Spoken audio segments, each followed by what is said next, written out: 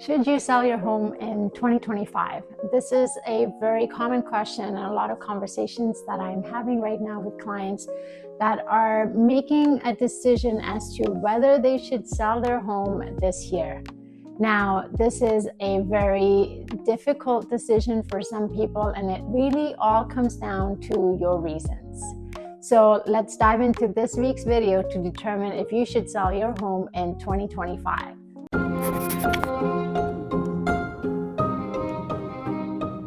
Hi, my name is Shali Tark. I'm with Heller Merch Realty. And on this week's video, I wanted to share some insights as to some real conversations happening with me, my clients, things that I'm hearing, and how people are navigating the decision whether they should sell their home in 2025. So if you're thinking of selling your home this year, you may be speaking with your friends, your family, and maybe even engaging with some realtors. And you may be getting some conflicting information. Some may be suggesting that you hold, some may be suggesting maybe keep the place rented out, and some might say, yeah, definitely you should sell.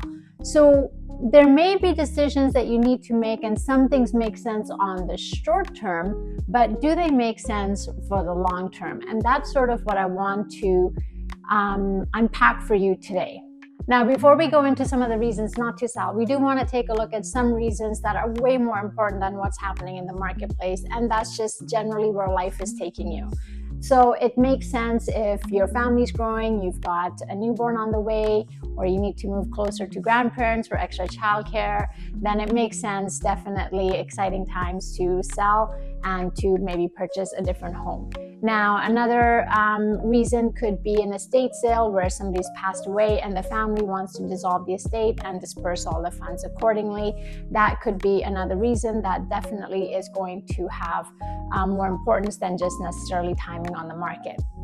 Now, there's also a lot of people who are holding secondary properties and aren't able to necessarily live in them as they intended, and because of the vacancy tax or the speculation tax or the empty homes tax or the UHT from the federal government, and all of these taxes are making it more of a likelihood that they should be selling instead of holding, especially if they are out of the city owners or out of the province owners, because they don't necessarily want to deal with rentals as well, because we do know it's not the most friendly environment for landlords with all the residential tenancy rules that are in place, really more so for the protection of the tenant than anything else. So those are some of the reasons where we definitely take a look at the property, we take a look at the current market value, and we look at the reasons behind the sale and respecting that life goes on. And if that's the timing, then that's the timing. There's really nothing to do with waiting in those situations, because there's no benefit in that sense. Now, another reason, and the one that I am coming across more commonly, is people who are getting impacted by their income or job losses or less opportunities, whereas the cost of living in the city is increasing, not even necessarily staying the same, but increasing versus their income, which may be at best static, which also doesn't help because you have to factor in the additional costs of living in the city. And so there is something to unpack somebody's current status, what their income is coming in, what their home value is worth, and if it does make sense to get certain properties off the books at this point, so to alleviate some of that stress and that pressure, and to possibly then take some of the equity and move into something that is going to be within their means for long run. And so that's going to be another reason that is going to make sense to sell, not necessarily because of the timing of the market, but just because those are some of the extenuating stresses that need to be relieved. And, you know, we should all be focused in on living in a way where we're not stressed out constantly. So that's going to be another decision that is going to weigh more importantly than necessarily timing on the market as well.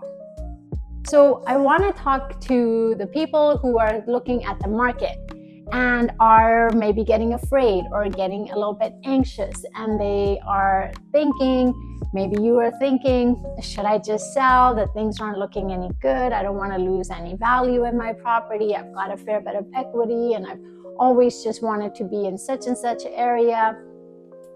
These are the people I'm speaking to today. It's you. If that's you, this is a video for you. Because to make a decision out of fear or anxiety as to what the market's doing hasn't really played out that well in the past.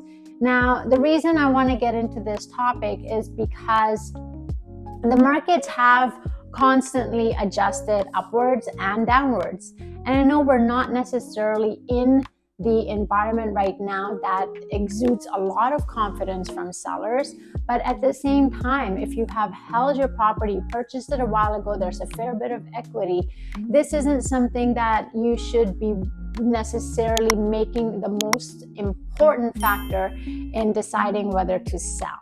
So in this case, what I want to sort of talk about is what could you be looking at in terms of other ways to manage maybe your move or your purchase or what you're trying to accomplish in terms of your real estate goals.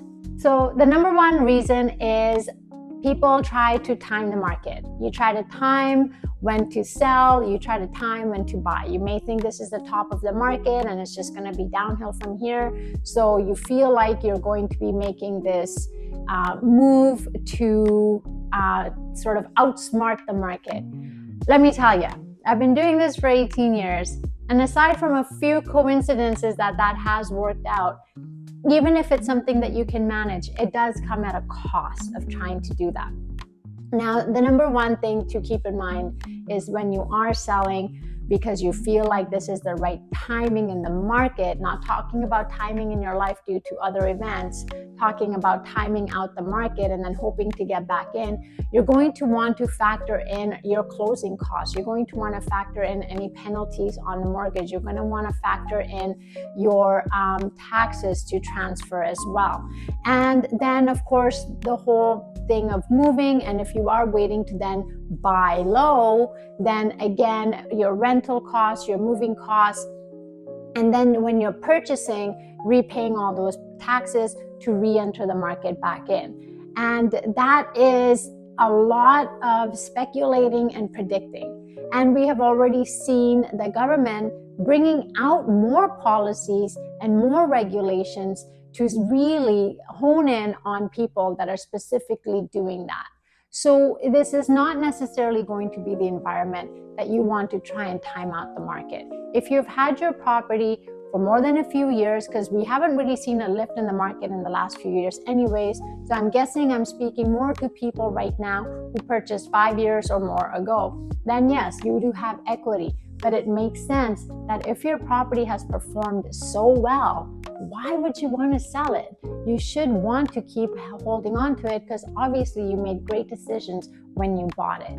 So trying to time out the market is not something that is advisable, and very, very rarely does it work out. It worked out in the past where properties were lifting 5 to 8% a year. We're not seeing that kind of growth.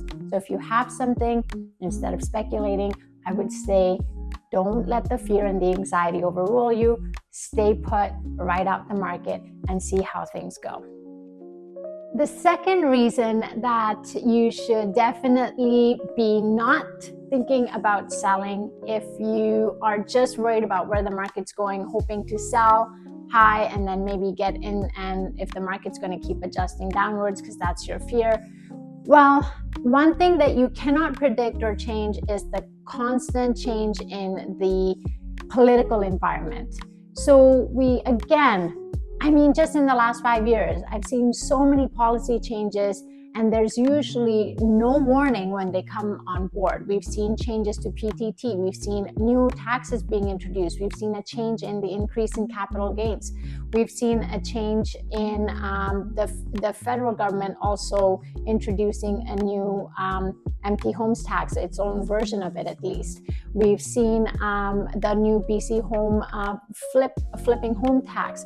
And so it may seem like all things staying static, then you can make certain decisions, but nobody is guaranteed that. You don't know how many more policy changes are coming down the pipeline that are going to affect you. And the last thing that we want to do is have you look back and go, oh man, had I known, I wouldn't have. Did I know this was going to happen? I wouldn't have. Again, in the last 18 years that I've been helping people successfully buy and sell homes, I haven't seen things get easier when it comes to buying homes. We've seen market changes fluctuate, and of course it makes sense. Sometimes sellers make a little bit more, sometimes not as much, but I've never seen buying get easier. I've never seen buying get more affordable. So if you're going to sell hoping to re-enter the market, I can say with a very strong certainty rate that it just may not be the case. And if you've already got a property and you're sitting on it and you're just sort of worried about, am I losing value? Then you have to be really sure about how much of any unexpected changes you can handle before it would make sense for you to sell the current place that you have, hoping to maybe buy something bigger or in a different neighborhood that you've always wanted to, thinking that you're going to get a better deal in the future.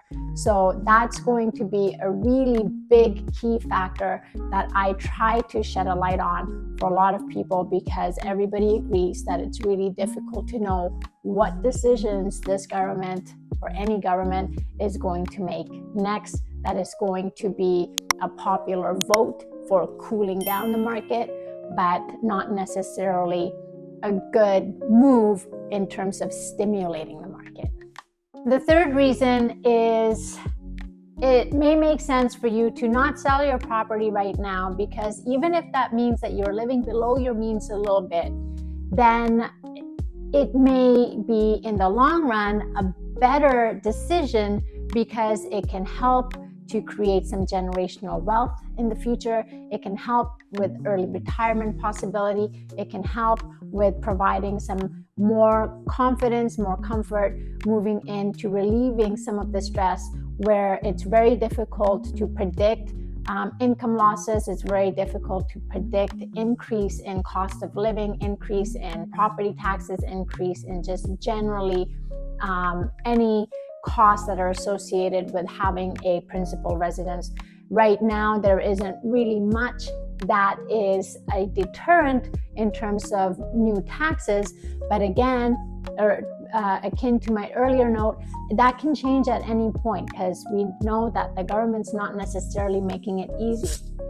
So if that means that, oh, I don't get that big fancy house, right? Or it's kind of like once in a blue moon, I want to think about buying a new car, because it's nice to have a newer car and it's, got no warranty and it's got all this stuff. And of course, unlike housing, we know that cars do have depreciation. They are vulnerable more to depreciation versus housing that is more susceptible to appreciation.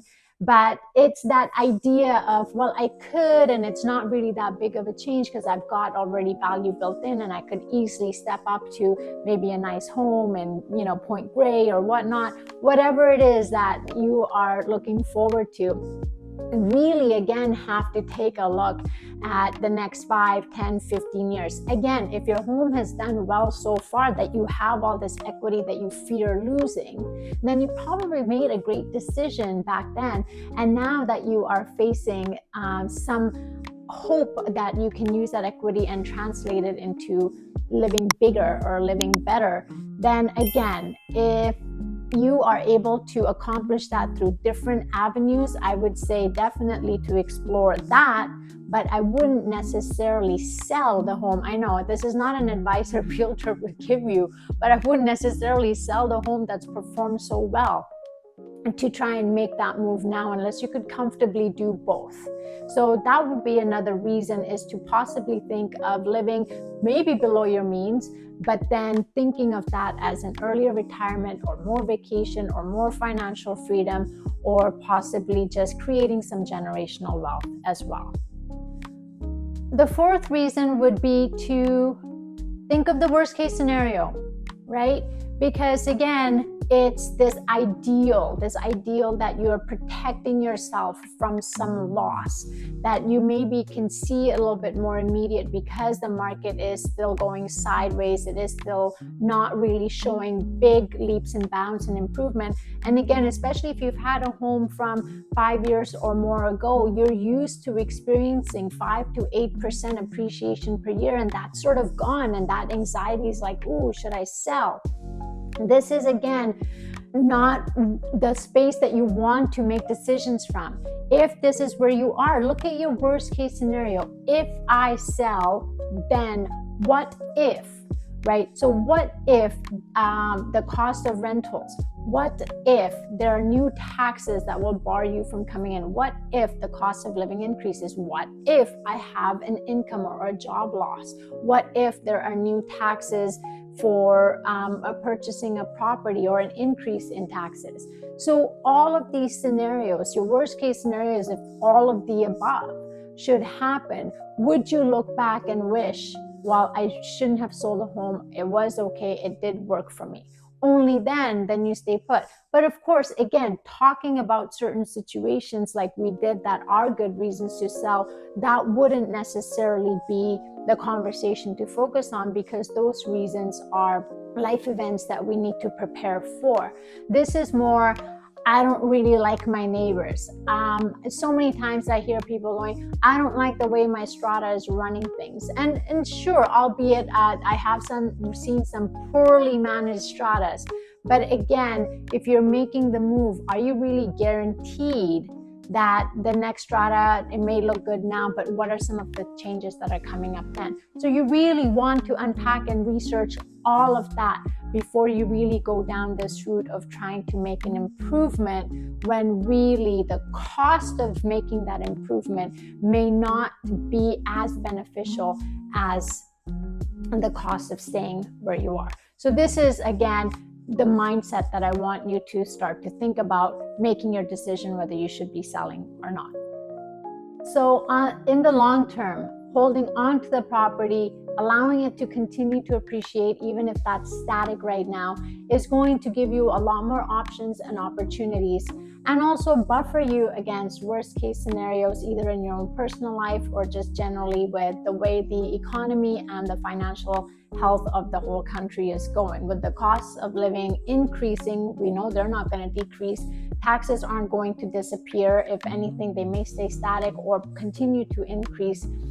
These are the opportunities that, if you can ride out this market and or get creative with your options, how you can hold, you're going to be putting yourself in a much safer and better condition in the long run than to make an immediate move in the short run to sell, hoping you're going to save yourself from some losses. I remember when I started 18 years ago in my real estate career, I used to door knock a lot. And I remember this one particular gentleman opened his door, and we were talking about selling, and I was new to the industry, and it was 2008. It was the global financial meltdown that was happening all around us. And I remember speaking to this person, and they shared with me that they owned a number of properties. They owned commercial properties. And all I kind of heard around me back then was a lot of people getting very nervous, getting very afraid, wanting to pull their, sell their homes. Everything was just doom and gloom. Not as bad as it is right now, obviously, but enough for people to really question whether they should stay. And I asked him, are you thinking about selling any of your properties with how things are happening? And he said, no, absolutely not. And I said, how can you be so certain that that's a good move? And he said this one thing, and it's always stayed in my mind. And it's always something that I've tried to help my clients accomplish as well, because I thought it was just very simple yet very profound. And maybe you've heard it before, but it was the first time I had heard it. And he said, because, and he was an older man, so it may have been a term of endearment. He said, because, dear, true investors never sell. They only ever buy. So If you have made a great decision to buy the home that you're currently in, and you are just having a lot of fear and anxiety around what is happening around you, and is this a time to maybe get out and go somewhere else and move your life about and hoping that it's going to be better, then that's great that you want to try to improve your life. But I would suggest that you try to hold on to the property, much like the advice of that gentleman that gave me, because a true investor never sells. They only ever buy. You can find a way to hold on to that property and create and alleviate some stress for yourself in the long run. Then I think you will look back and realize that you possibly and probably made the right decision to hold on to your property. My name is Shali Tark. Thank you so much for watching all the way to the end. I hope this video has been helpful. If you are not currently working with a realtor, then I would love to apply for that position. If you're not quite ready to reach out, then I'm happy to help you from a distance by putting out these videos, and feel free to always get in touch. I'd be happy to give you more insights and share more details and to help you with your decisions as well. So thank you again, and we'll see you on next week's video.